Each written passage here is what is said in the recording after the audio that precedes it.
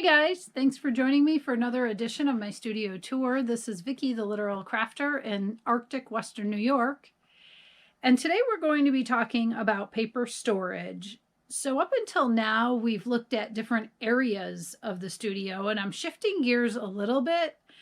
And today I'm just going to try to focus on a category, which means that we will need to move around the studio to see all of the paper. So what you're looking at right now is part of the large armoire that I gutted and turned into a two-sided shelving unit. These bins here are all paper storage. And at this point, we're talking about paper that like I might use when I'm making a journal. So pages. I'm not talking about the found papers like game sheets and things like that. In this bin is all graph and column paper. And it's just kind of standing up in here. What drives me nuts about this bin is that it's half empty. I'd like to optimize that space, either get a smaller bin or two bins or fill this up with other stuff. Don't know. This bin is all made papers. So I'm going to grab those and reposition the camera.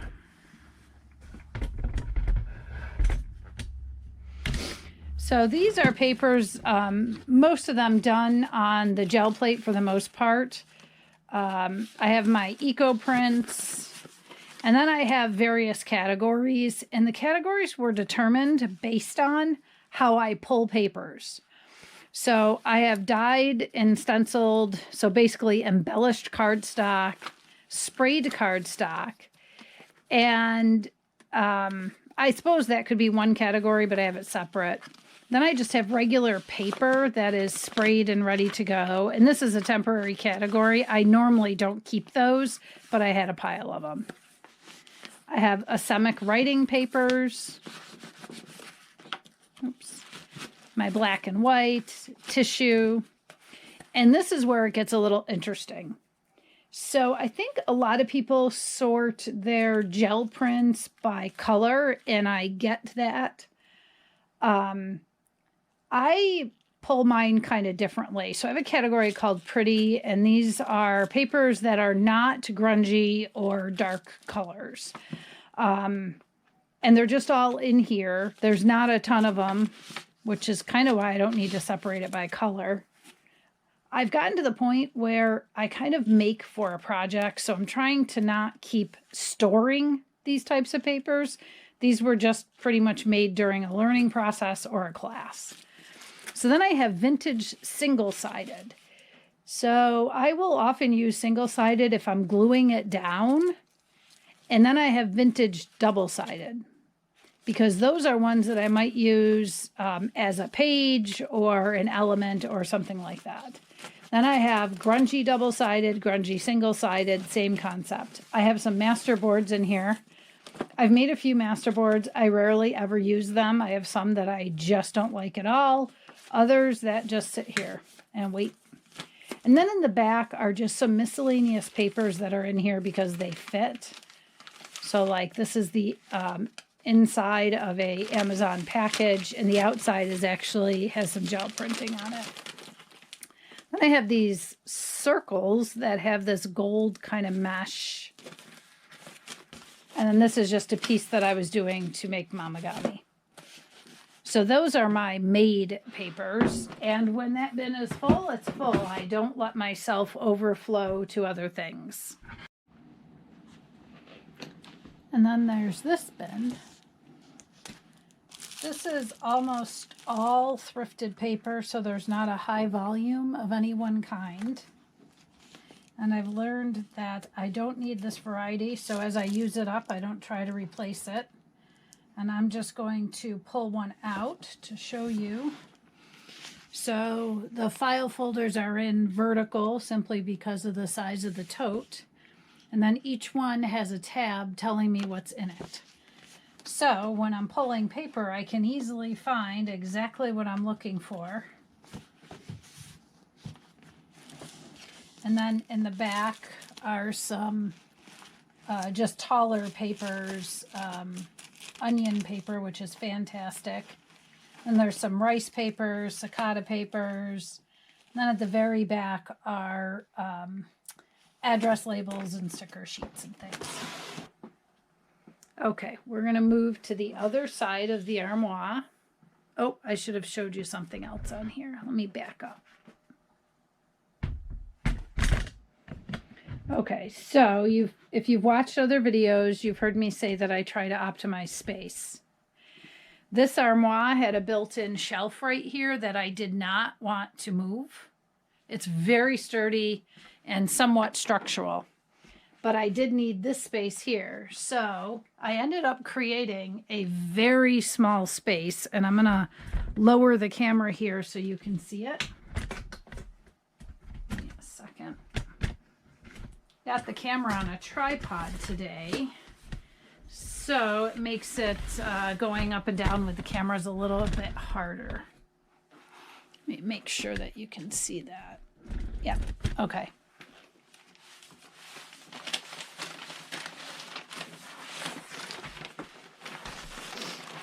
So there's a shelf here that I made, and then the one that was in here already here, and it created like a 2-inch gap. So in that 2-inch gap, I have some very large papers,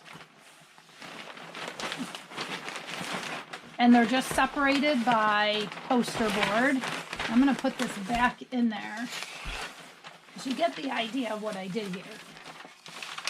So these are just large pieces. So I have like some vintage newspaper that is all cleaned up, ironed, ready to go.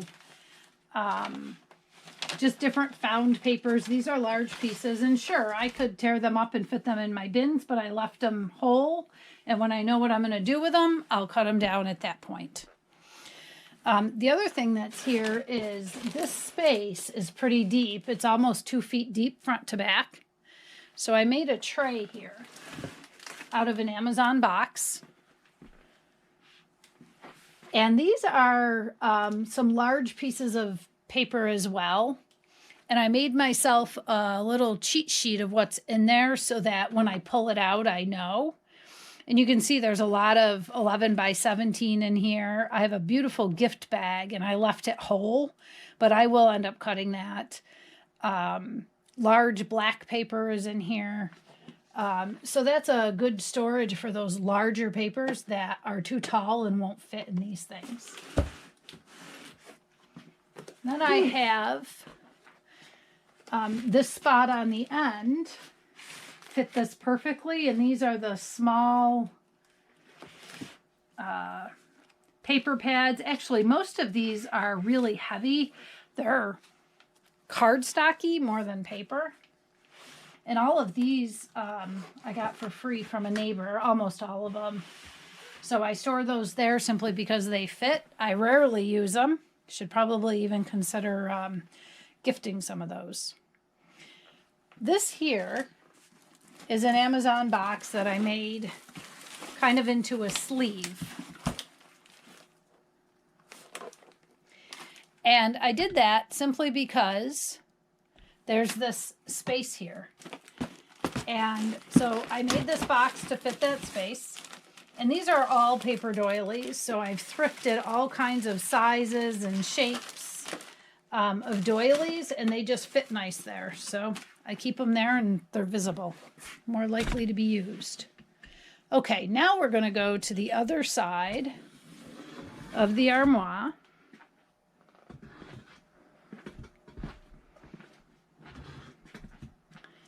And take a look at some additional paper storage here.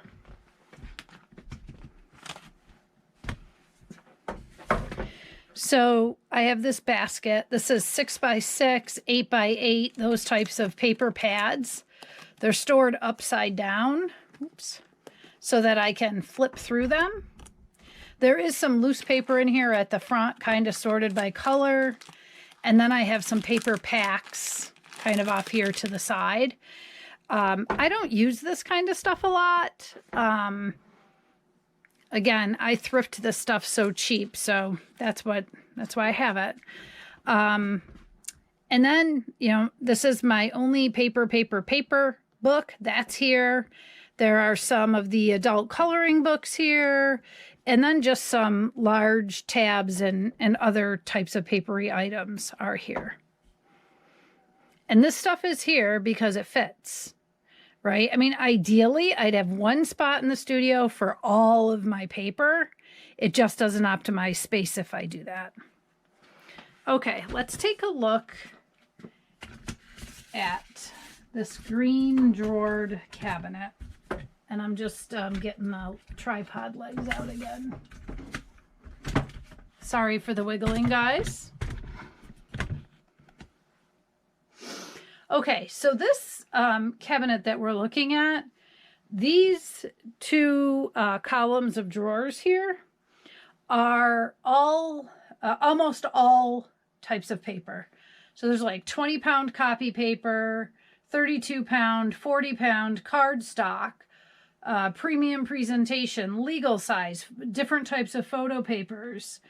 And everything here, I'll say, is plain. Everything here is dyed. So it's 20-pound dyed, 32-pound dyed, cardstock, etc. There's eco dyed, RIP dyed, some miscellaneous dyed papers that I did. I also have a few found papers in here and transparencies. So that's where all of those papers are. And I tend to use that more than anything, especially with the printer. And you know, I like to sort and categorize. So that's why everything's separate. I can easily pull what I need to pull. Okay, we're going to take a look at, and I guess how you would categorize your papers, whether you separate them in bins or just with tabs or whatnot. I think it's really about how you pull your paper. You know, when you're going to go looking for paper, how do you look for it?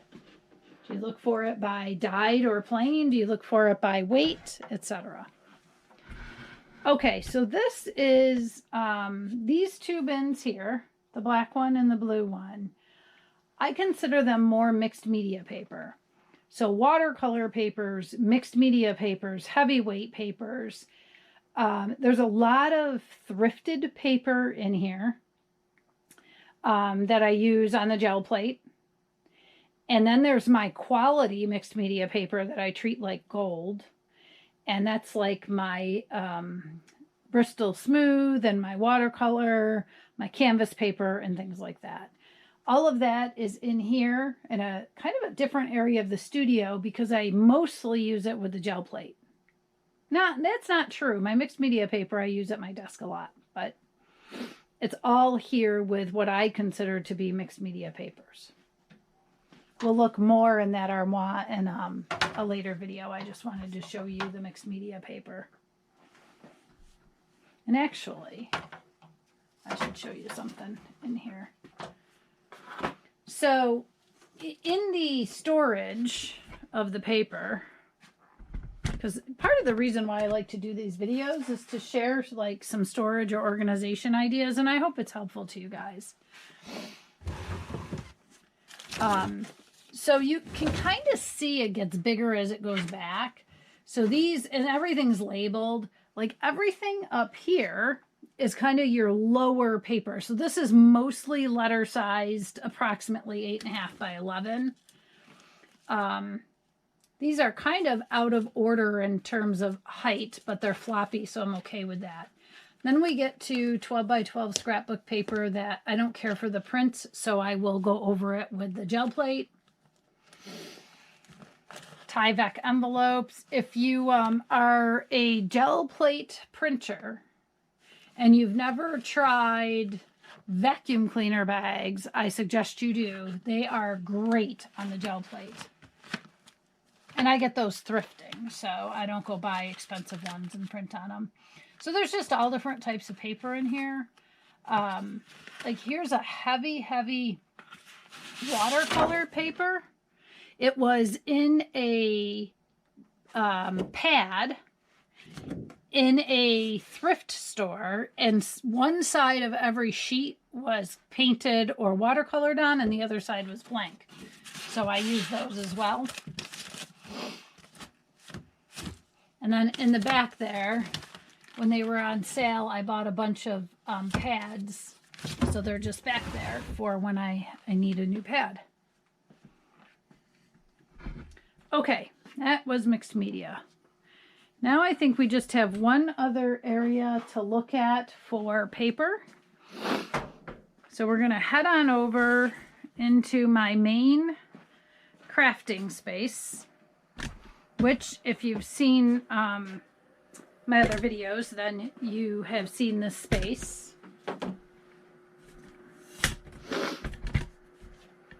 And just want to make sure I've got the camera in a good spot. Let me pull this out. Whoops.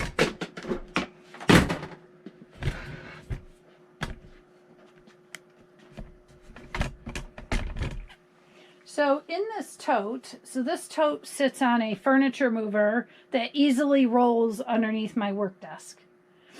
This is my 12 by 12 paper pads and individual sheets of paper. Each pad, almost all of my pads are labeled, so I'm just going to pull one out so you can see.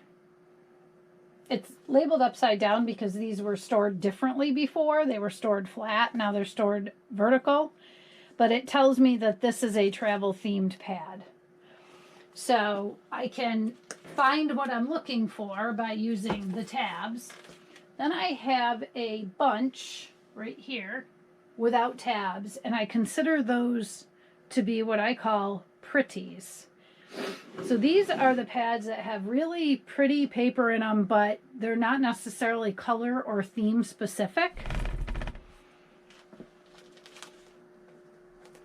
So this is one of my favorite ones. That's why I have two of them. So those are just all grouped together. I know those are all my pretty papers, and I don't need tabs on them. And then in the back are individual sheets. And I'll share a little bit of detail here in case it's helpful. So many of them are sorted by color. And what I did, I'll pull one out so that you can see it up close. So I took 2 manila folders and made one big folder that could handle a 12 by 12 sheet. So you can see there's tape here. And there's tape here. And they're by color. And what I did is I labeled the front and the back, because when I want pink, for example, I'm going to pull out that whole folder and go through it. And it's just easier to pull it if I know where the front and back is. Because if I just pull the front, sometimes it kind of flops and can fall over. And then I have a mess to clean up.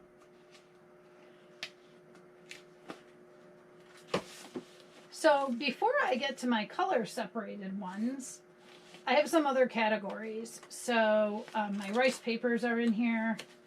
And then I have a category called vintage-ish. And these are papers that to me have a vintage feel. And I often look for that. That's more my style than going for color. So these are separate so I can find them easy.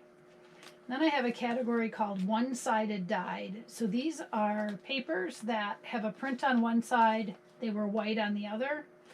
And most of them are coffee dyed on the opposite side. A few of them have other types of dye, but sometimes I'm looking for something where I do want to print on one side. I want the other side blank, but I don't want it bright white. These are all prepared. Then I have double-sided. So these are double-sided, all different colors, and they're in here in order of the rainbow. So everything else is in the color folders is mostly one-sided. I've slipped up a couple times and put double-sided in there. Then at the back is where I have sets of papers. So let me pull a set out.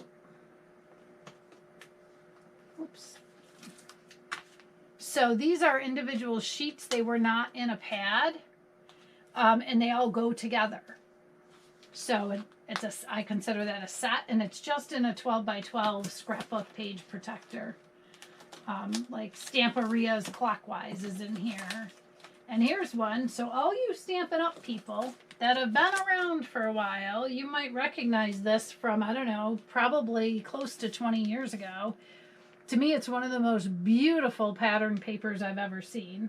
I had 2 or 3 of these. This is my last set. But that's all together. So I have limited my 12 by 12 papers to this bin. It's full. I can't add anything. If I want to add anything, I have to give something up.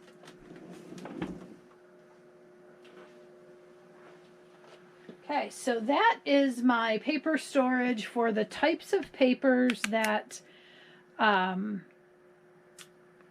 not, for the most part, they're not found papers, right? They're not game sheets and things like that. We'll talk about those in another video.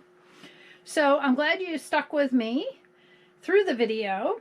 If you liked it, I would appreciate a thumbs up. Consider subscribing to my channel.